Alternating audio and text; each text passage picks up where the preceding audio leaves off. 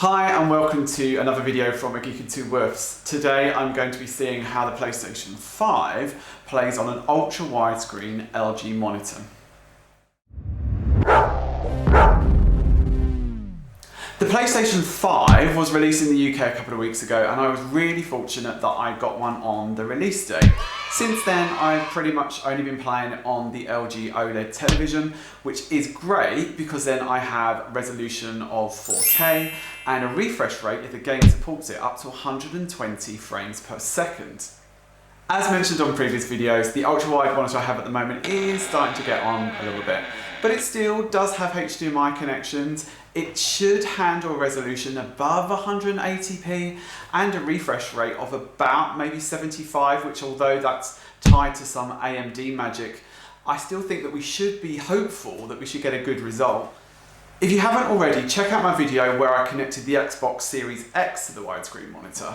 And I saw the results there were not bad. It was obviously stretched. The screen seemed to do some of the legwork. But I wonder if the PlayStation 5 will handle it any better.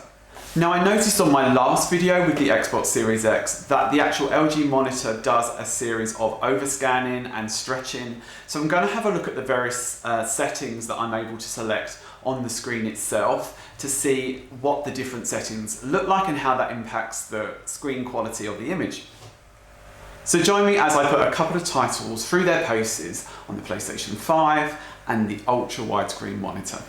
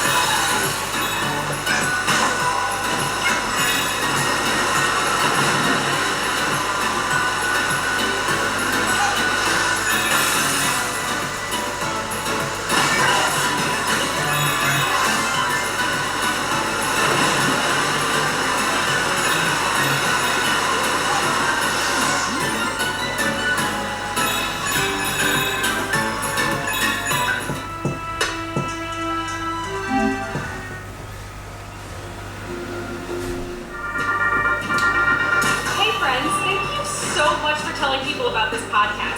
You jumped the charts from 136 to 87. Like, wow. Okay. Today I'm doing a quick cast before I head downtown for my citizenship test, and I'm answering fan DMs. First one, where are you from, Annika? Well, I was born in Fuzhou, China, but we came to New York when I was 6. Next question, what kind of mic do you use? Purple? I'm just kidding. The link's on my phone.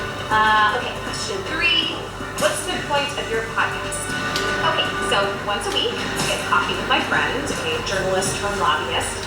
We talk about the news, and while we don't always agree, having to defend what I think makes me prep better. It keeps me informed and gives me a chance to revise my gut reactions. So I thought, what if everybody had that friend?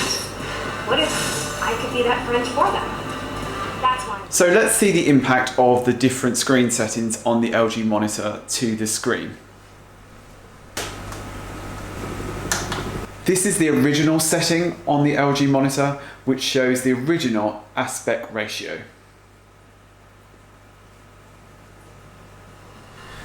This is the 1:1 setting, which has the native resolution.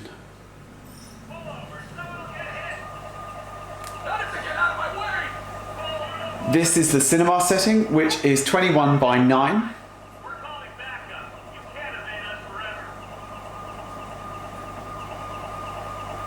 As you can see, this cuts off some of the image at the bottom of the screen. This is Cinema 2, again 21:9, with extra space for caption. Still, the image is slightly cut off at the bottom. This is the full wide setting, which endeavours to stretch the image the best possible to the screen real estate.